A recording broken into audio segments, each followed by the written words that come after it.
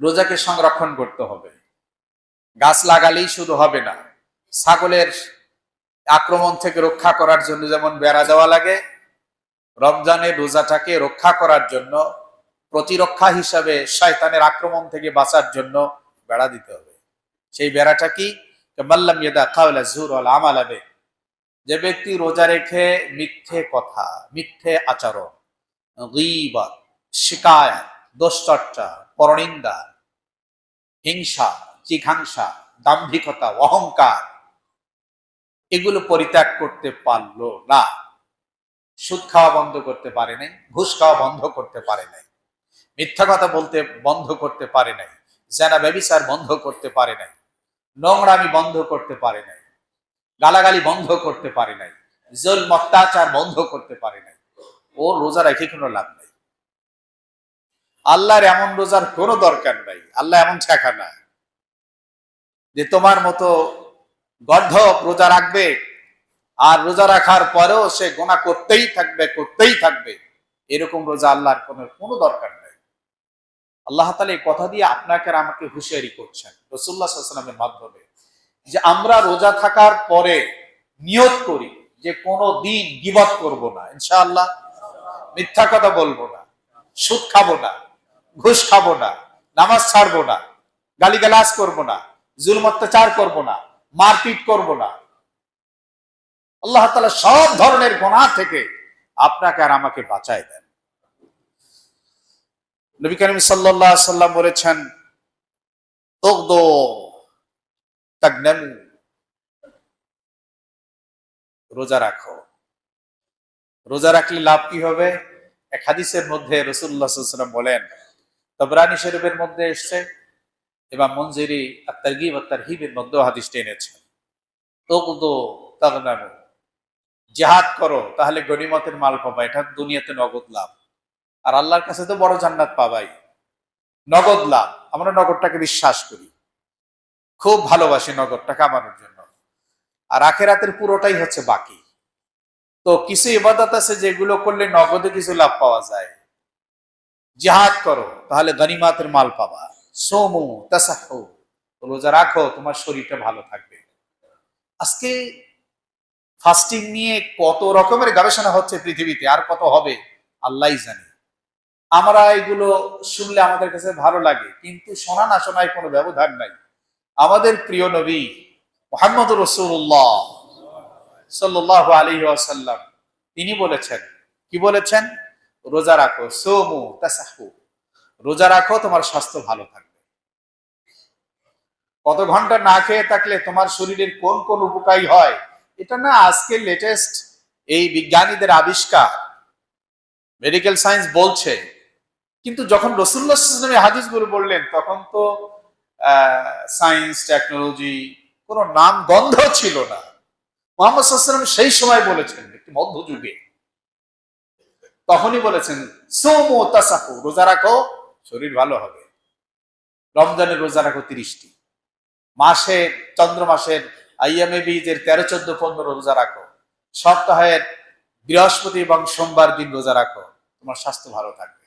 অনেক ঔষধ থেকে তুমি বেঁচে থাকতে পারবে। হসপিটালে দৌড়াতে হবে না, কম দৌড়াবে। অসুস্থ মারাত্মক হলে আল্লাহ তাআলা সেখান থেকে তোমাকে অনেক সুস্থতা দান করবেন।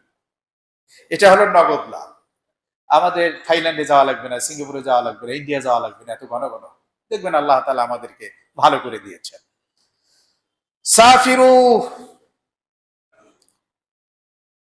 আল্লাহ তাআলা বলছেন সাফিরু, সফর করতে থাকো। তাস্তাগনু, তাহলে তুমি অমুখাপেক্ষী হবে, আত্মসম্মান নিয়ে বাঁচতে পারবে, তোমার সম্পদ আল্লাহ তাআলা বাড়ায় দেবেন, বরকত দেবেন। 3টি কথা বলেছেন রাসূলুল্লাহ সাল্লাল্লাহু আলাইহি ওয়াসাল্লাম, জিহাদ করো গনিমতের মাল পাবে, নগদ। রোজা রাখো স্বাস্থ্য ভালো থাকবে, নগদ। আর সফর করো মালে বরকত হবে, এটা হলো নগদ লাভ। আল্লাহ তৌফিক দান করেন। আমাদের অধিকাংশ মুসল্লি সাহেবান যারা আছেন, একটু বয়োজ্যেষ্ঠ আছেন, দেখুন আমাদের যারা বৃদ্ধ বাবাজিরা আছেন, মায়েরা আছেন, বুড়া হয়ে গেলে পরে তার অনেক ইবাদত বন্দেগী করতে পারেন না, মনটা খারাপ লাগে।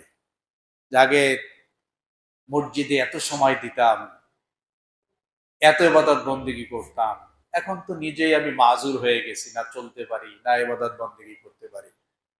সহিহ বুখারীতে হাদিসের মধ্যে এসেছে, আমার নিয়ত আছে এই বৃদ্ধ মানুষের ফজিলতের উপরে, তাদের মর্যাদার উপরে আলাদা একদিন একটা খুতবা ইনশাআল্লাহ আপনাদের সামনে পেশ করব।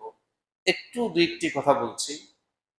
এই রমজান মাসে অনেকেই চান যে আমি তারাবিটা ইমাম সাহেবের পেছনে করতে পারছি না, আমি অমুক অমুক ইবাদত রমজান মাসে করতাম, তা করতে পারছি না। মনের মধ্যে খুব কষ্ট, দুঃখ, যন্ত্রণা কাজ করছে। তাদের এই যন্ত্রণা প্রশমিত করার জন্য রাসূলুল্লাহ সাল্লাল্লাহু আলাইহি ওয়াসাল্লামের হাদিস, যারা যৌবনকালে বা সুস্থতার সময় ইবাদত বন্দেগী করতেন, কিন্তু বৃদ্ধ হওয়ার কারণে, বয়সের কারণে, অসুস্থতার কারণে করতে পারছেন না, নবী করিম সাল্লাল্লাহু আলাইহি ওয়াসাল্লাম বলছেন এই অপারগতার কারণে যে পাচ্ছেন না, বৃদ্ধ বয়সে আল্লাহ তাআলা জওয়ানকালের সমান নেকি দান করবেন। পেনশন সিস্টেম তো গভর্নমেন্ট করেই রেখেছে, চাকরি না করলেও পায়। এটা যদি দুনিয়ার একটা সরকার বুঝতে পারে, আর সরকারের মহাসরকার আল্লাহ, তার কি দয়ার অনুগ্রহ সরকারের চাইতে কম হতে পারে? এই জন্য কোনো দুঃখের কিছু নাই, কষ্টের কিছু নাই, হতাশার কিছু নাই, একেবারে মনের কোনো যন্ত্রণা নেওয়ার কিছু নাই। বরং আপনি জওয়ানকালে, যৌবনকালে যে ইবাদত বন্দেগী গুলো করতেন, বৃদ্ধ বয়সে সেই ইবাদত না করতে পারায় দুঃখের কিছু নাই। ওই সময় যে সওয়াব আল্লাহ তাআলা আপনাকে দিয়েছেন, এই বর্তমানেও আল্লাহ তাআলা আপনাকে সেই সওয়াব দান করবেন। আর বুড়া হয়ে গেলে পরে, বয়স হয়ে গেলে পরে আল্লাহ বলেন আসিরুল্লাহ ফিল আরদ, ওরা আমার বন্দী, জমিনে হেঁটে বেড়াচ্ছে, আমি কিছুদিনের মধ্যে এদেরকে নিয়ে আসবো। আল্লাহ তো অনেক মহব্বত করেন।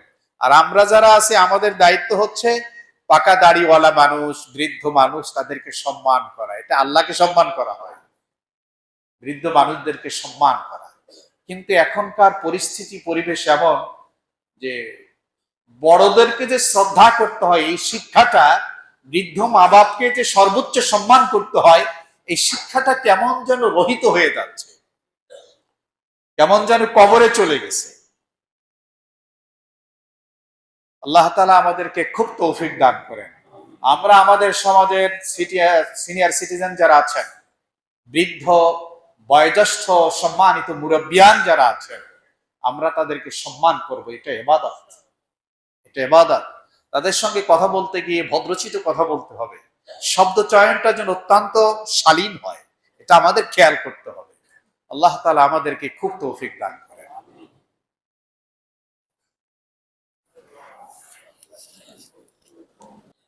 الحمد لله وكفى وسلام على عباده الذين اصطفى، أما بعد. أعوذ بالله من الشيطان الرجيم. بسم الله الرحمن الرحيم. كتب عليكم الصيام كما كتب على الذين من قبلكم لعلكم تتقون. صدق الله العظيم. اللهم صل على محمد وعلى آل محمد كما صليت على إبراهيم وعلى آل إبراهيم إنك حميد مجيد. اللهم بارك على محمد وعلى آل محمد كما باركت على إبراهيم وعلى آل إبراهيم إنك حميد مجيد. الحمد لله ثم الحمد لله. আমরা মহান আল্লাহ তাআলার শুকর আদায় করছি, যিনি আমাদেরকে রমজান শরীফের প্রথম জুমায় আল্লাহ তাআলার ঘরে আসবার সৌভাগ্য দান করছেন। এই জন্য দিল থেকে শুকর আদায় করি, আলহামদুলিল্লাহ। আমরা কেউই নিজেরা আসতে পারি নাই, আল্লাহ তাআলাই আমাদেরকে এনেছেন। আমরা কেউই রোজা রাখতে পারি নাই, আল্লাহ তাআলাই আমাদেরকে দিয়ে রোজা রাখিয়েছেন। আল্লাহ তাআলা আমাদের প্রতি অনেক বড় অনুগ্রহ করেছেন। এই বিশাল জনগোষ্ঠীর মধ্যে আল্লাহ তাআলা আপনাকে আমাকে বাছাই করেছেন আল্লাহর ঘরের জন্য, রোজা রাখার জন্য, নামাজ পড়ার জন্য, ইবাদত বন্দেগী করার জন্য, সিজদা দেওয়ার জন্য, এর চাইতে বড় নেয়ামত আর আমাদের জীবনে বড় কিছু হতে পারে না। এই জন্য শুকর আদায় করা, আলহামদুলিল্লাহ। আজকে রমজানুল মুবারকের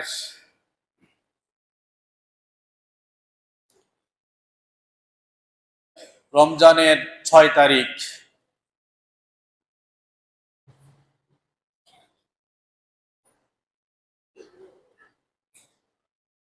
আল্লাহ তাআলা আমাদেরকে দয়া করে রোজা রাখার তৌফিক দান করেছেন, তারাবি পড়ার তৌফিক দান করেছেন, তাহাজ্জুদ আদায় করার তৌফিক দান করেছেন।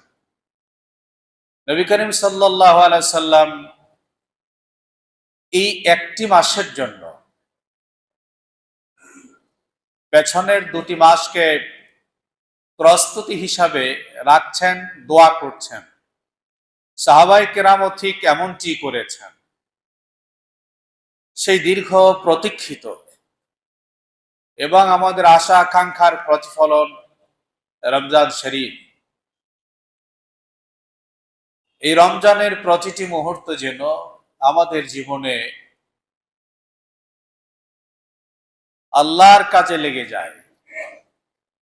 রমজানের প্রতিটি মুহূর্ত আখিরাতের পথে যেন লেগে যায়।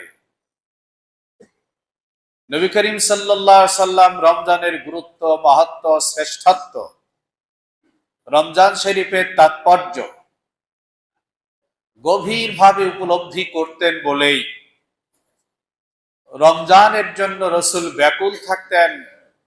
রমজান আসলে বলে তিনি ব্যতিক্রমী হয়ে যেতেন। সাহাবায়ে কেরামের মধ্যেও এটা লক্ষ্য করা গেছে এবং আল্লাহ তাআলার খাস খাস বান্দাগণ যারা রয়েছেন, আউলিয়ায়ে কেরামের জিন্দেগিতেও আমরা সেটাকে লক্ষ্য করেছি। জানুয়ারি, ফেব্রুয়ারি, মার্চ, এপ্রিল, বৈশাখ, জ্যৈষ্ঠ আর আষাঢ়, শ্রাবণের মতো রমজান মাস নয়। রমজান মাস আল্লাহর ওলি হওয়ার মাস। রমজান মাস আল্লাহওয়ালা হওয়ার মাস। রমজান মাস জাহান্নাম থেকে মুক্তি পাওয়ার মাস। রমজান মাস আল্লাহর বন্ধু হওয়ার মাস। রমজান মাস জান্নাতুল ফিরদৌস কামাই নেওয়ার মাস।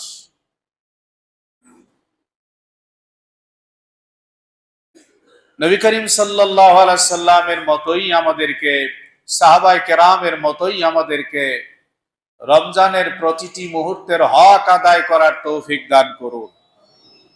আল্লাহ তাআলা বলেছেন, কুতিবা আলাইকুমুস সিয়াম, দুনিয়ার ঈমানদারগণ, রমজান শুধু তোমাদের উপরই ফরজ করা হয় নাই, এই রোজাকে তোমাদের পূর্ববর্তী যে সমস্ত জাতি ছিল তাদের উপরেও এই রমজান ফরজ করা হয়েছিল। রোজা রাখাটা তাদের উপর ফরজ ছিল। তোমরা এটা মনে করো না আমাদেরকে এই কষ্টটা আল্লাহ তাআলা কেন দিলেন, বরং না, এটা আল্লাহ তাআলা সব উম্মতের জন্যই ফরজ করেছিলেন। عن ابي هريره رضي الله تعالى عنه قال قال النبي صلى الله عليه وسلم كل عمل ابن ادم يضاعف الحسنات بعشر امثالها الى 700 ضعف قال الله تعالى الا الصوم فانه لي وانا اجزي به। হযরত আবু হুরায়রা রাদিয়াল্লাহু তাআলা আনহু সূত্রে বর্ণিত, নবী করিম সাল্লাল্লাহু আলাইহি ওয়াসাল্লাম বলেছেন, আদম সন্তানের প্রতিটি নেক কাজকে আল্লাহ তাআলা খুশি হয়ে 10 গুণ থেকে 700 গুণ পর্যন্ত সওয়াবকে বৃদ্ধি করে দেন। ইল্লা সাওম, কিন্তু রোজাটা হচ্ছে ভিন্ন ব্যাপার। আল্লাহ তাআলা বলেন, ফাইন্নাহু লি ওয়া আনা আজজি বিহি, রোজা হচ্ছে কেবলই আমার জন্য, এটা একেবারেই আমার জন্য। ওয়া আনা আজজি বিহি, আর রোজার প্রতিদানটা আমি কোনো সওয়াব দিয়ে মাপজোক করতে পারবো না। রোজার সওয়াবটা, রোজার প্রতিদানটি আমি আল্লাহ নিজ হাতে দান করব। ওয়া আনা উজজা বিহি, অথবা রোজা রাখার কারণে আমি বান্দার এত বড় বন্ধু হয়ে যাই, আমি তার হয়ে যাই।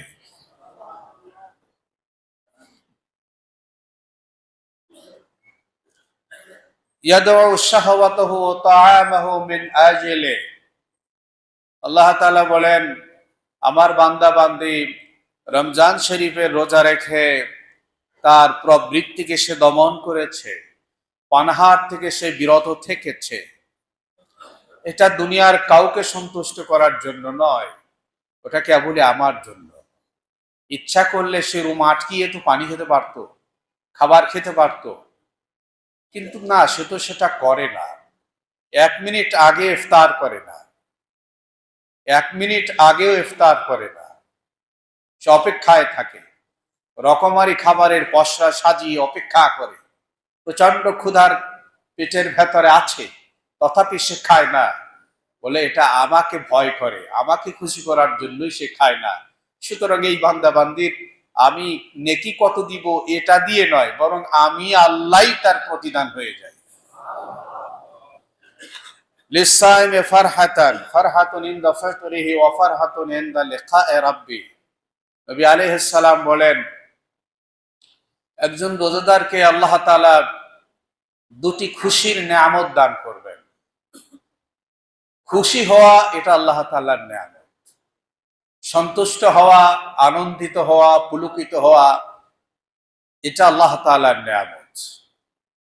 আল্লাহ তাআলা বলেন, আমি রোজাদারকে দুনিয়াতে একটা খুশি দান করব আর আখিরাতে একটা খুশি দান করব। ফারহাতুন ইনদা ফিতরিহি, নানা রকম খাবার সাজানো আছে, ক্ষুধারি বর্ণনের যাবতীয় ব্যবস্থা তার সামনে, খায় না, অপেক্ষা করে। আর মাত্র কয়েক মিনিট বাকি, আর মাত্র কয়েক সেকেন্ড বাকি। এই সময় একজন রোজাদারের অন্তরের ভেতরে এমন খুশি আর আনন্দের বন্যা বয়ে যায়, যারা রোজা রাখে না জীবনে তা কল্পনাও করতে পারবে না। হলো এই রোজাদারকে দুনিয়াতে একটা খুশি আমি দেই, আর মাত্র 1 সেকেন্ড, আর মাত্র 10 সেকেন্ড, আর মাত্র 1 মিনিট, আর মাত্র 5 মিনিট। ইনশাআল্লাহ রোজাদারের কলিজার ভেতরে কি যে সুখ, কি যে শান্তি। আল্লাহ তাআলা বলেন, এটা আমি তাকে দান করেছি নগদ। আর একটা হচ্ছে, আমি যখন রোজাদারদেরকে স্পেশাল গেট দিয়ে জান্নাতে প্রবেশ করাবো। সহিহ বুখারী এবং মুসলিমের এক হাদিসে এসেছে, রাসূলুল্লাহ সাল্লাল্লাহু আলাইহি ওয়াসাল্লাম বলেন, ফিল জান্নাতি সামানিয়াতু আবওয়াব, জান্নাতের 8টি দরজা। জান্নাতের দরজা কয়টি? 8টি। মিনহা বাবুন ইউসাম্মা আর-রাইয়ান, তার মধ্যে একটি গেটের নাম হলো রাইয়ান, একটি গেটের নাম রাইয়ান। নবী আলাইহিস সালাতু ওয়াস সালাম বলেন, লা ইয়াদখুলুহু ইল্লা সাইমুন, এই গেট দিয়ে শুধুমাত্র, এই গেট দিয়ে কেবলমাত্র আল্লাহর যে সকল বান্দা বান্দি রোজা রেখেছেন তারাই প্রবেশ করবে, বেরোজাদার ওইখানে ঢুকতে পারবে না। এই গেটটাই সংরক্ষণ করা হয়েছে রোজাদারদের জন্য। এখন আমরা যারা রোজা রাখতে পারি না, আমাদের জন্য কত বড় দুর্ভোগ, কত বড় হতাশার কথা, কত বড় দুর্ভাগ্যের কথা।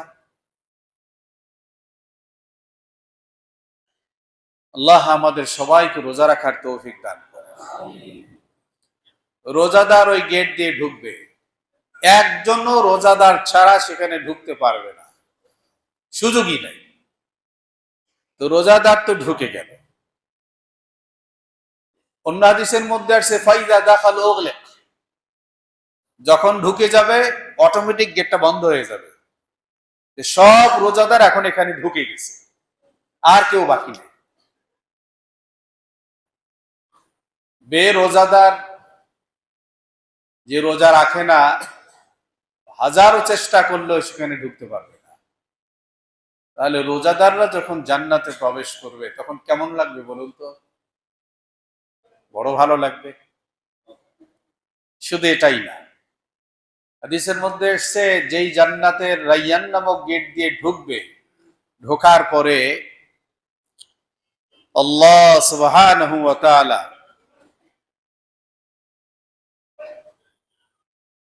জান্নাতীদের কাছে, জান্নাতীদের সম্মানে তিনি সাক্ষাৎ দিবেন। জান্নাতীরা বসে থাকবেন, আল্লাহ তাআলা বলবেন সালামুন আলাইকুম ইয়া আহলাল জান্নাহ, এই জান্নাতীরা তোমাদের সবাইকে আমি আল্লাহর পক্ষ থেকে সালাম।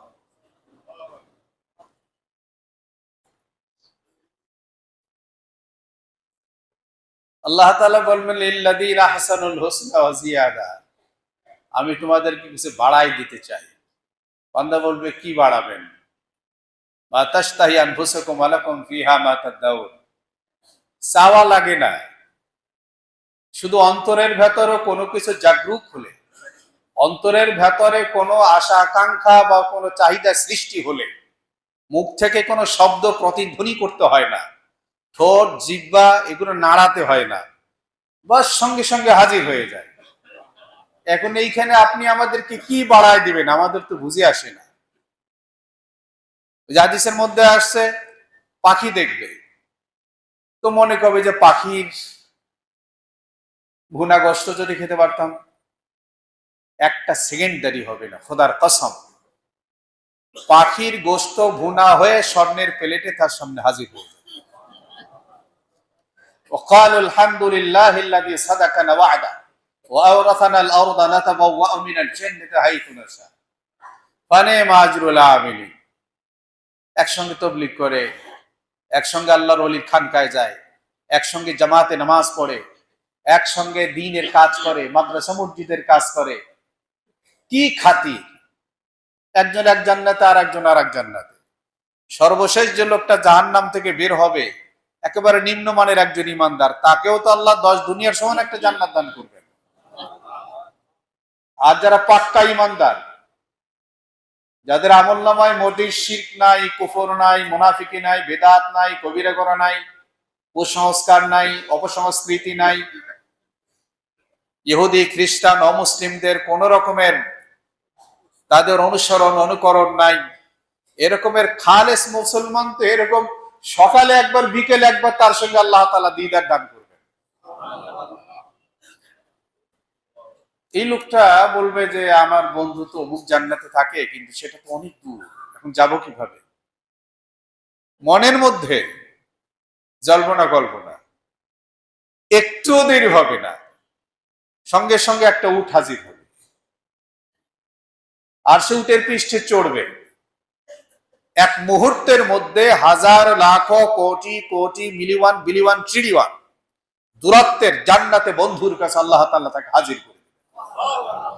এই মানুষকে যদি বলে যে আমি তোমাদেরকে কিছু দিব, তখন বান্দা চিন্তায় পড়ে যাবে, আপনি কি দেবেন আমাদের বুঝে আসতেছে না। আল্লাহ তাআলা তখন বুজুহু ইয়াওমাইদিন নাযিরা ইলা রাব্বিহা নাযিরা। আল্লাহু আকবার। আল্লাহ তাআলার কুদরতি চেহারার উপর থেকে সমস্ত পর্দাগুলিকে উঠিয়ে জান্নাতের সবচাইতে বড় নিয়ামত, জান্নাতের সবচাইতে বড় নিয়ামত আল্লাহ তাআলা তার কুদরতি চেহারাটা এই রোজাদারদের সামনে তুলে ধরবেন। জীবন থাকতে এই রোজা জীবনে কি ছাড়তে পারি? সম্ভব? আল্লাহ তৌফিক দান করেন। রোজাদারের জন্য দুটো খুশি। কয়টা খুশি? একটা হলো ইফতারের পূর্বক্ষণে, আর একটা হলো জান্নাতে গিয়ে যখন আল্লাহর চেহারাটা দেখব। আমরা যারা আছি, আমরা যারা রোজা রাখছি, আমাদের ভুল ত্রুটি তো আছে, আল্লাহ যেন ভুল ত্রুটিগুলো মাফ করে দেন। আর জান্নাতে দিদারের যে মাহফিলটা হবে, ওইখানে কাউরে যেন বঞ্চিত না করেন, আল্লাহ কবুল করে নেন।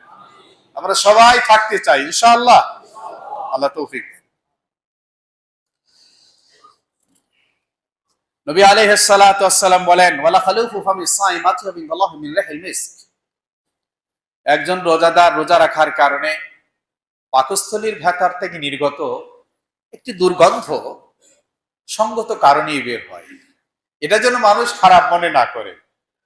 তার জন্য এরকম না যে মোটেই বিরাস করবো না, মোটেই মেসওয়াক করবো না, খালি মুখ দিয়ে দুর্গন্ধ বের করবো, এটা না। কিন্তু ব্রাশ মেসওয়াক করার পরেও এটা বের হয়। এই জন্য আমি এই তারাবির আগের তারিখে বলছিলাম, আমরা সবাই কি করব? আতর ব্যবহার করব। রাসূলুল্লাহ সাল্লাল্লাহু আলাইহি ওয়াসাল্লামের অত্যাধিক প্রিয় জিনিস আতর ব্যবহার করা। আতর ব্যবহার করা, আমরা যদি সবাই আতর ব্যবহার করে আসি, মাশাআল্লাহ, পরিবেশটা এত চমৎকার মুখরিত হয়, সুগন্ধি ছড়িয়ে পড়ে, মসজিদে থাকতেই মনে চায়। কি বলে? এই জন্য আজকেও বলি, নিয়ত করতে পারি যে আমরা সবাই আতর ব্যবহার করবো ইনশাআল্লাহ। আতর ব্যবহার করা সুন্নাত, এর জন্য যে পয়সাটা খরচ হবে এটা ইবাদত। আমরা তাহলে নিয়ত আজকেও করতে পারি যে আমরা ইনশাআল্লাহ আতর ব্যবহার করব।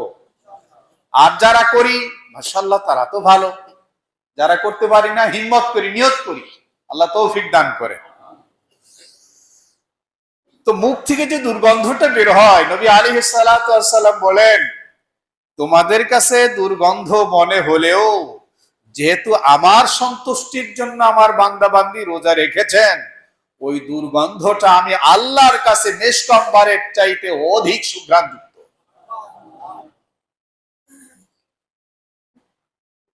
নবী আলাইহিস সালাতু ওয়াস সালাম বলেন, ফাইদা কানা ইয়াউমু সাওমি আহাদিকুম ফালা ইয়ারফাথ ওয়ালা ইয়াসখাব। রোজা থাকলে পরে মানুষের মেজাজ, বিশেষ করে বিকাল বেলা, একটু গরম থাকে। ক্ষুধা যখন থাকে পেটে, স্বাভাবিক মেজাজটা একটু গরম থাকে। প্রিয়জনের সাথেও অনেক সময় বাঁকা কথা বলে। এই জন্য রাসূলুল্লাহ সাল্লাল্লাহু আলাইহি ওয়াসাল্লাম বলেন, রোজা রেখেছো, এখানে একটা সংযমের ব্যাপার আছে। তোমাকে তো পরীক্ষা করা হচ্ছে, এত বড় একটা জান্নাত দেওয়া হবে, এত স্পেশাল গেট দিয়ে ঢুকানো হবে, এত আল্লাহ তাআলা দিদার দান করবেন, দুনিয়াতে তো কিছু সংযম করতে হবে, কিছু সাধনা তো তোমাকে করতে হবে। তো রোজা রাখা অবস্থায় যদি পরিস্থিতি এমন হয় যে একেবারে তোমার গায়ে এসে কেউ ঝগড়া করে, পরিস্থিতি যদি এমনও হয়,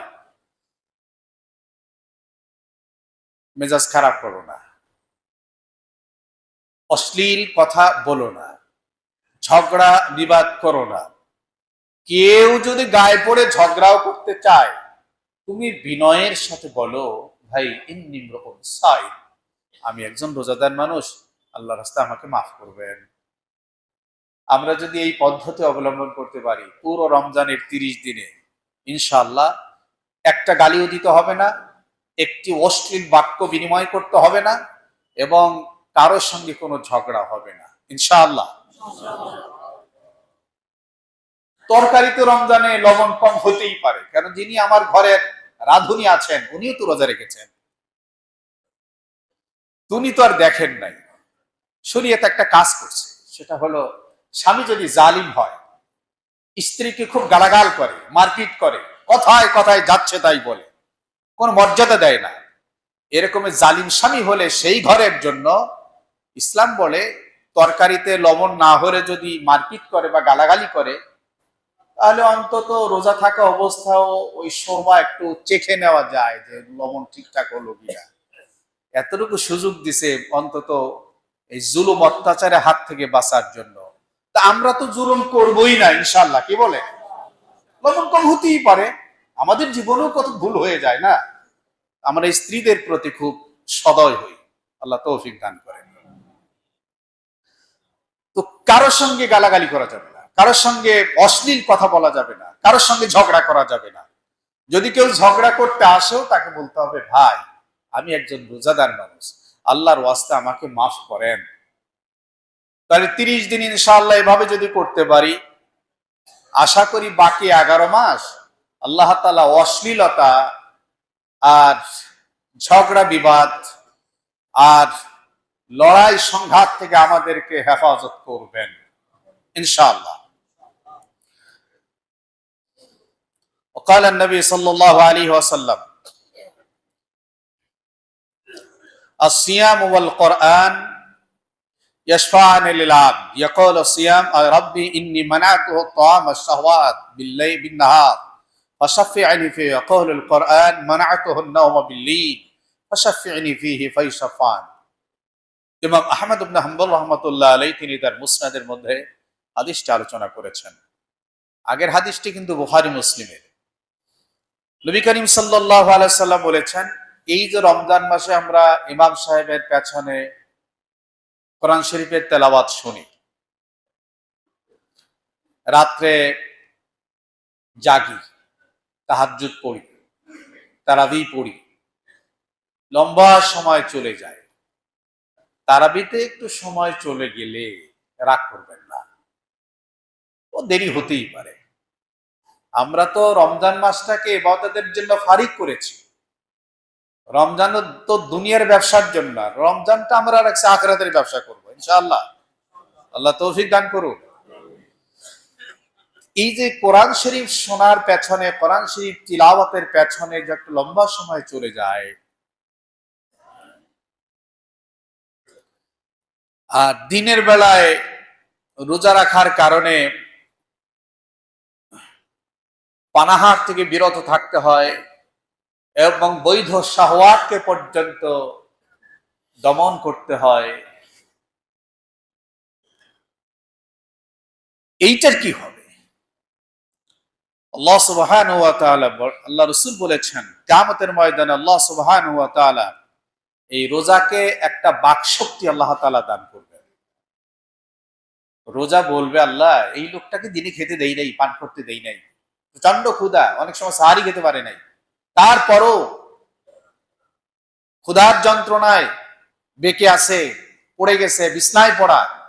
যতই মানুষ চেষ্টা করছে, বলে না আমি কিছু খাবো না, কিছু পান করবো না, ফরজ রোজা আল্লাহর হুকুম ছাড়বো না, সে খায় নাই, পান করে নাই, বৈধ শাহওয়াতকে পূরণ করে নাই। আল্লাহ এই রোজাদার বান্দা বান্দাকে আপনি মাফ করে দেন। এই রোজা যখন মুখ খুলে বলবে, আল্লাহ তাআলা বলবেন, তুমি যেহেতু সুপারিশ করেছো, এই রোজাদার বান্দা বান্দাকে আমি মাফ করে দিলাম। আবার কোরআন তিলাওয়াত করা এবং শোনার জন্য যে রাত কেটে গেল, তারাবির মধ্যে, তাহাজ্জুদের মধ্যে, কিয়ামুল লাইলের মধ্যে, এই কোরআনকে আল্লাহ তাআলা বাকশক্তি দিবেন। হাদিসের মধ্যে এসেছে, যে মানুষের আকৃতি ধারণ করবে, বলবে এই লোক কোরআন পড়ছে, রাত্রে ঘুমাতে পারে নাই, তো এই কষ্টটা যে করলো, আপনি তাকে মাফ করে দেন। আল্লাহ বলবেন, কোরআন তুমি যেহেতু সুপারিশ করেছো, আমি তাকে মাফ করে দিলাম। আর এক হাদিসের মধ্যে এসেছে, বান্দায় যখন কবরে যাবে, তখন মুনকার নাকির আসবে, আসার পরে জিজ্ঞেস করবে, মার রাব্বুকা মা দীনুকা মান নবিয়্যুক, তোমার রব কে, তোমার দ্বীন কি, তোমার নবী কে। তো দেখবে মুনকার নাকির একটা ছোট্ট বাচ্চা সুশ্রী, সে কানের কাছে এসে বলে, বন্ধু তুমি বলে দাও, আল্লাহু রাব্বি, আল্লাহ আমার রব, আল ইসলামু দীনি, ধর্ম আমার ইসলাম, নবিয়ুনা মুহাম্মদ সাল্লাল্লাহু আলাইহি ওয়াসাল্লাম আমার নবী। তো ওয়াইনাদি মুনাদি মিনাস সামা, আসমান থেকে আওয়াজ ভেসে আসবে, আনসাদাকা আবদি, আনসাদাকা আবদি, আনসাদাকা আবদি। আরে আমার বান্দা বান্দি তো সত্যটা জবাব দিয়েছে, তার কষ্ট হচ্ছে, তাড়াতাড়ি ভাব উমির আল জান্নাহ, জান্নাত থেকে রেশমি কাপড় এনে তার জন্য বিছনা বিছায় দাও। ওয়ালবিসু উমির আল জান্নাহ, জান্নাতে রেশমি কাপড় এনে তার গায়ে পরিধান করিয়ে দাও। আফতাহু লাহু বাবান ইলাল জান্নাহ, জান্নাতের সাথে কবরের সংযোগ তৈরি করে দাও।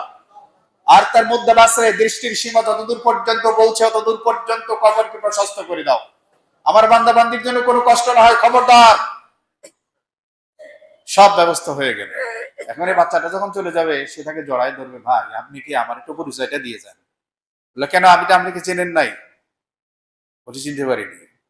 কেন, আপনি প্রতিদিন ফজরের পরে সূরা ইয়াসিন পড়েন, জোহরের পরে সূরা ফাতাহ পড়েন, আসরের পরে সূরা আম্মা ইয়াতাসালুন পড়েন, মাগরিবের পরে ওয়াকিয়া পড়েন, এশার পরে মুলক পড়েন, ঘুমানোর আগে আবার সূরা ইয়াসিন পড়েন।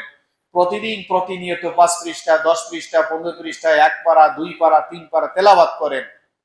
আরে আমি তো আপনার সেই কোরআন, আল্লাহ আমাকে বাকশক্তি দিয়ে পাঠিয়েছেন এবং বলছেন আপনার সাহায্য করার জন্য। আমি সিদ্ধান্ত নিয়েছি, জান্নাতে পৌঁছানোর আগে আপনার কাছ থেকে আমি বিচ্ছিন্ন হব। এই কোরআন আমরা ধরতে রাজি আছি ইনশাআল্লাহ, কোরআন পড়তে রাজি আছি ইনশাআল্লাহ। আল্লাহ তৌফিক দান করেন। তারাবি আমরা 20 তারাবি পড়বো ইনশাআল্লাহ। আচ্ছা, 20 তারাবি পড়লে আমাদের কি কোনো গুনাহ হবে? 20 রাকাত তারাবি পড়লে আমাদের কি কোনো গুনাহ হবে? গুনাহ হবে না। নেকি আর নেকি। এজন্য ভাই এ নিয়ে এটা তো ফরজ না, ওয়াজিবও না, পড়লেই লাভ। এটা কম করার জন্য অত ভূমিকা রাখার দরকার নাই, কারণ আখিরাতে আমি তো আটকে যেতে পারি। অনেকে আছে 8 টাকা পড়ানোর জন্য মনে হয় যেন বিশাল জিহাদ শুরু করে দিয়েছে। আরে ভাই দরকার নাই, আপনি পড়ছেন না সেটা আপনার ব্যাপার, আপনার হিসাব আল্লাহর সাথে। যে লোকটা 20 রাকাত তারাবি পড়ছেন তিনি তো আবেগ নিয়ে এসছেন, আল্লাহর কাছে সে যেতে চায়, জান্নাত কামাতে চায়, আপনি কেন তাকে বারণ করবেন, কেন তাকে নিরুৎসাহিত করবেন? ইনশাআল্লাহ আমরা 20 রাকাত তারাবি পড়বো ইনশাআল্লাহ, এবং সেটা মরণের আগ পর্যন্তই পড়বো ইনশাআল্লাহ। এই মেহনতটা যারা নামাজ পড়েন না যদি তাদের উপর লাগানো যেত, ভাই আপনি নামাজ পড়েন না, নামাজ পড়েন, যেহেতু নামাজ ফরজ। যারা 20 রাকাত পড়ে তাদেরকে 8 রাকাত পড়ানোর জন্য এই চেষ্টাটা না করে বরং বেনামাজিদের উপর এই চেষ্টাটা করলে কতই না ভালো হতো গো। আল্লাহ তৌফিক দান করেন। ওয়া নবী হুরায়রা রাদিয়াল্লাহু তাআলা আনহু as-সাইমু লা তুরাদ্দু দাওয়াতুহু, মুসান্নাফ ইবনে আবি শাইবার মধ্যে এসেছে রোজাদার যে কোনো সময় দোয়া করবে সেই দোয়া কবুল হয়ে যাবে, যে কোনো সময়। এখন আরেকটা হাদিস বলছি, وقال رسول الله صلى الله عليه وسلم ثلاثة لا ترد دعوتهم الصائم حين يفطر والإمام العادل ودعوة المظلوم। বাইহাকী শরীফের মধ্যে এসেছে রাসূলুল্লাহ সাল্লাল্লাহু আলাইহি ওয়াসাল্লাম বলছেন 3 ব্যক্তির দোয়া বিফলে যায় না, দোয়া করলেই কবুল হয়ে যায়। 1 নম্বর হচ্ছে রোজাদার যখন ইফতার করে, ইফতারের পূর্বক্ষণে দোয়া হয়। আমরা একটা নিয়ত করি, চেষ্টা করি যে যদি সময় না থাকে কখনো 1 মিনিটের জন্য হোক, আধা মিনিটের জন্য হোক, 2 মিনিটের জন্য হোক, 5 মিনিটের জন্য হোক, আমরা দোয়ার আমলটা করে যাব। আমরা অনেক সমস্যার মধ্যে আছি, নিজের অসুস্থতা, ব্যবসা বাণিজ্য, অভাব অনটন, নানাবিধ পেরেশানি, ছেলে নিয়ে, মেয়ে নিয়ে, বউ নিয়ে, স্বামী নিয়ে, ভাই নিয়ে, বোন নিয়ে, বাপ নিয়ে, নানাবিধ সমস্যায় আমরা জর্জরিত। সব সমস্যার কথা আমরা ইফতারের আগে বলবো আল্লাহকে, আর আল্লাহর কাছে কামনা করবো আল্লাহুম্মা ইন্না নাসআলুকাল জান্নাহ, আয় আল্লাহ জান্নাত দেন। আল্লাহর কাছে যখন চাইতে হবে তখন কিন্তু কোনো স্টাইলে চাওয়া যাবে না, ভিক্ষুকের মতো, অসহায়ের মতো চাইতে হবে। নাউযু বিকা মিনান নার, আল্লাহ জাহান্নাম থেকে বাঁচতে চাই, বাঁচায় দেন। জাহান্নাম তো সইতে পারবো না, আমাদেরকে বাঁচায় দেন। আল্লাহর কাছে বড় দাবি করে ক্ষমা চাইতে হবে। আমরা ইফতারের আগে নিজের মায়ের জন্য, বাপের জন্য খুব দোয়া করবো, আল্লাহ তৌফিক দান করে। দোয়া কবুল হয়েই যাবে ইনশাআল্লাহ। আর ন্যায়পরায়ণ রাষ্ট্রের প্রধান যদি হয়, সে যে দোয়া করবে সেটা কবুল হয়ে যাবে। আর মজলুম, নির্যাতিত, নিগ্রহিত, নিষ্পেষিত, মজলুম, শোষিত জনগণ যখন আল্লাহর কাছে বদদোয়া করে ওটা কবুল হয়ে যায়। قال النبي صلى الله عليه وسلم من لم يدع قول الزور والعمل به فليس لله حاجة في أن يدع طعامه وشرابه। বুখারী শরীফের মধ্যে এসেছে রোজাকে সংরক্ষণ করতে হবে। গাছ লাগালেই শুধু হবে না, ছাগলের আক্রমণ থেকে রক্ষা করার জন্য যেমন বেড়া দেওয়া লাগে, রমজানের রোজাটাকে রক্ষা করার জন্য প্রতিরক্ষা হিসাবে শয়তানের আক্রমণ থেকে বাঁচার জন্য বেড়া দিতে হবে। সেই বেড়াটা কি? মাল্লাম ইয়াদা কাওলা যুর ওয়াল আমালা বিহি, যে ব্যক্তি রোজা রেখে মিথ্যে কথা, মিথ্যে আচরণ, গীবত, শিকায়াত, দোষচর্চা, পরনিন্দা, হিংসা, জিঘাংসা, দাম্ভিকতা, অহংকার, এগুলো পরিত্যাগ করতে পারলো না। সুদ খাওয়া বন্ধ করতে পারে নাই, ঘুষ খাওয়া বন্ধ করতে পারে নাই, মিথ্যা কথা বলতে বন্ধ করতে পারে নাই, জেনা ব্যভিচার বন্ধ করতে পারে নাই, নোংরামি বন্ধ করতে পারে নাই, গালাগালি বন্ধ করতে পারে নাই, জুলম অত্যাচার বন্ধ করতে পারে নাই, ও রোজা রেখে কোনো লাভ নাই। আল্লাহর এমন রোজার কোনো দরকার নাই। আল্লাহ এমন ঠেকা না যে তোমার মতো গর্ধব রোজা রাখবে আর রোজা রাখার পরেও সে গোনা করতেই থাকবে, এরকম রোজা আল্লাহর কোনো দরকার নাই। আল্লাহ তাআলা এই কথা দিয়ে আপনাকে আর আমাকে হুঁশিয়ারি করছেন রাসূলুল্লাহ সাল্লাল্লাহু আলাইহি ওয়াসাল্লামের মাধ্যমে, যে আমরা রোজা থাকার পরে নিয়ত করি যে কোনো দিন গীবত করব না ইনশাআল্লাহ, মিথ্যা কথা বলবো না, সুদ খাবো না, ঘুষ খাবো না, নামাজ ছাড়বো না, গালিগালাজ করবো না, জুলুম অত্যাচার করব না, মারপিট করব না। আল্লাহ তাআলা সব ধরনের গুনাহ থেকে আপনাকে আর আমাকে বাঁচায় দেন। নবী করিম সাল্লাল্লাহু আলাইহি সাল্লাম বলেছেন, তুগদু তাগনামু, রোজা রাখো। রোজা রাখলে লাভ কি হবে? এক হাদিসের মধ্যে রাসূলুল্লাহ সাল্লাল্লাহু আলাইহি ওয়াসাল্লাম বলেন, তাবরানী শরীফের মধ্যে এসেছে এবং মুনজিরি আত-তারগীব ওয়াত তারহিবের মধ্যেও হাদিসটি এনেছেন। তুগদু তাগনামু, জিহাদ করো তাহলে গনিমতের মাল পাবা, এটা দুনিয়াতে নগদ লাভ। আর আল্লাহর কাছে তো বড় জান্নাত পাবাই, নগদ লাভ। আমরা নগদটাকে বিশ্বাস করি, খুব ভালোবাসি নগদটা কামানোর জন্য। আর আখিরাতের পুরোটাই হচ্ছে বাকি। তো কিছু ইবাদত আছে যেগুলো করলে নগদে কিছু লাভ পাওয়া যায়। জিহাদ করো তাহলে গনিমতের মাল পাবা।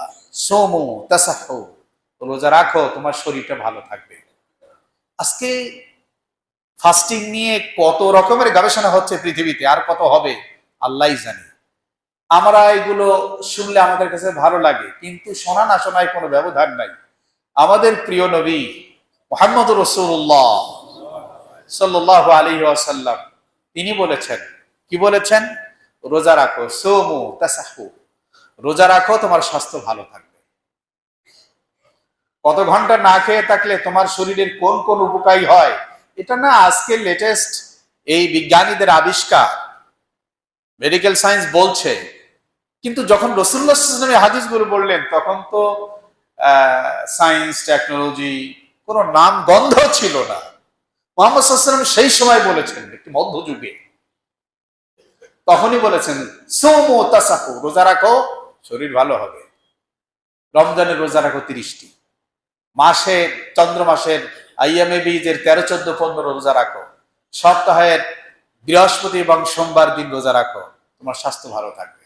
অনেক ঔষধ থেকে তুমি বেঁচে থাকতে পারবে। হসপিটালে দৌড়াতে হবে না, কম দৌড়াবে। অসুস্থ মারাত্মক হলে আল্লাহ তাআলা সেখান থেকে তোমাকে অনেক সুস্থতা দান করবেন।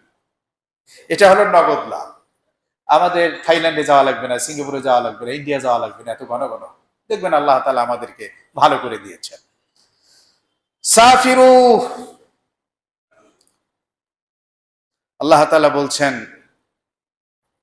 সাফিরু, সফর করতে থাকো। তাস্তাগনু, তাহলে তুমি অমুখাপেক্ষী হবে, আত্মসম্মান নিয়ে বাঁচতে পারবে। তোমার সম্পদ আল্লাহ তাআলা বাড়ায় দেবেন, বরকত দেবেন। 3টি কথা বলেছেন রাসূলুল্লাহ সাল্লাল্লাহু আলাইহি ওয়াসাল্লাম, জিহাদ করো গনিমতের মাল পাবে নগদ, রোজা রাখো স্বাস্থ্য ভালো থাকবে নগদ, আর সফর করো মালে বরকত হবে। এটা হলো নগদ লাভ। আল্লাহ তৌফিক দান করেন। আমাদের অধিকাংশ মুসল্লি সাহেবান যারা আছেন, একটু বয়োজ্যেষ্ঠ আছেন, দেখুন আমাদের যারা বৃদ্ধ বাবাজিরা আছেন, মায়েরা আছেন, বুড়া হয়ে গেলে পরে তার অনেক ইবাদত বন্দেগী করতে পারেন না। মনটা খারাপ লাগে। আগে মসজিদে এত সময় দিতাম, এত ইবাদত বন্দেগী করতাম, এখন তো নিজেই আমি মাজুর হয়ে গেছি, না চলতে পারি না ইবাদত বন্দেগী করতে পারি। সহিহ বুখারীতে হাদিসের মধ্যে এসেছে। আমার নিয়ত আছে এই বৃদ্ধ মানুষের ফজিলতের উপরে, তাদের মর্যাদার উপরে আলাদা একদিন একটা খুতবা ইনশাআল্লাহ আপনাদের সামনে পেশ করব। একটু 2-1টি কথা বলছি। এই রমজান মাসে অনেকেই চান যে আমি তারাবিটা ইমাম সাহেবের পেছনে করতে পারছি না, আমি অমুক অমুক ইবাদত রমজান মাসে করতাম, তা করতে পারছি না। মনের মধ্যে খুব কষ্ট, দুঃখ, যন্ত্রণা কাজ করছে। তাদের এই যন্ত্রণা প্রশমিত করার জন্য রাসূলুল্লাহ সাল্লাল্লাহু আলাইহি ওয়াসাল্লামের হাদিস, যারা যৌবনকালে বা সুস্থতার সময় ইবাদত বন্দেগী করতেন, কিন্তু বৃদ্ধ হওয়ার কারণে, বয়সের কারণে, অসুস্থতার কারণে করতে পারছেন না, নবী করিম সাল্লাল্লাহু আলাইহি ওয়াসাল্লাম বলছেন এই অপারগতার কারণে যে পাচ্ছেন না, বৃদ্ধ বয়সে আল্লাহ তাআলা জওয়ানকালের সমান নেকি দান করবেন। পেনশন সিস্টেম তো গভর্নমেন্ট করেই রেখেছে, চাকরি না করলেও পায়। এটা যদি দুনিয়ার একটা সরকার বুঝতে পারে, আর সরকারের মহাসরকার আল্লাহ, তার কি দয়ার অনুগ্রহ সরকারের চাইতে কম হতে পারে? এই জন্য কোনো দুঃখের কিছু নাই, কষ্টের কিছু নাই, হতাশার কিছু নাই, একেবারে মনের কোনো যন্ত্রণা নেওয়ার কিছু নাই। বরং আপনি জওয়ান কালে, যৌবন কালে যে ইবাদত বন্দেগী গুলো করতেন, বৃদ্ধ বয়সে সেই ইবাদত না করতে পারায় দুঃখের কিছু নাই। ওই সময় যে সওয়াব আল্লাহ তাআলা আপনাকে দিয়েছেন, এই বর্তমানেও আল্লাহ তাআলা আপনাকে সেই সওয়াব দান করবেন। আর বুড়া হয়ে গেলে পরে, বয়স হয়ে গেলে পরে আল্লাহ বলেন আসিরুল্লাহ ফিল আরদ, ওরা আমার বন্দী, জমিনে হেঁটে বেড়াচ্ছে, আমি কিছুদিনের মধ্যে এদেরকে নিয়ে আসবো। আল্লাহ তো অনেক মহব্বত করেন। আর আমরা যারা আছি, আমাদের দায়িত্ব হচ্ছে পাকা দাড়িওয়ালা মানুষ, বৃদ্ধ মানুষ, তাদেরকে সম্মান করা। এটা আল্লাহকে সম্মান করা হয়, বৃদ্ধ মানুষদেরকে সম্মান করা। কিন্তু এখনকার পরিস্থিতি, পরিবেশ এমন যে বড়দেরকে যে শ্রদ্ধা করতে হয়, এই শিক্ষাটা, বৃদ্ধ মা বাপকে যে সর্বোচ্চ সম্মান করতে হয়, এই শিক্ষাটা কেমন যেন রহিত হয়ে যাচ্ছে, কেমন যেন কবরে চলে গেছে। আল্লাহ তাআলা আমাদেরকে খুব তৌফিক দান করেন। আমরা আমাদের সমাজের সিনিয়র সিটিজেন যারা আছেন, বৃদ্ধ, বয়োজ্যেষ্ঠ, সম্মানিত মুরব্বিয়ান যারা আছেন, আমরা তাদেরকে সম্মান করব। এটা ইবাদত, এটা ইবাদত।